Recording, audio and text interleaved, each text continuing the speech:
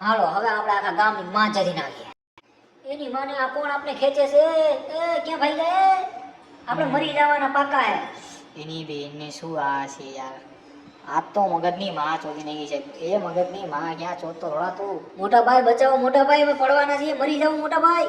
મોટા ભાઈની ક્યાં માં ચોદસ લોડા, તને ખબર ન પડે કઈ જવાય. અરે હવે હું કરું મને ખબર નથી પડતી. એમ ભટકાયા. એ આ તો પ્લેન છે મોટા ભાઈ, કોણ ભોસડી નાખે.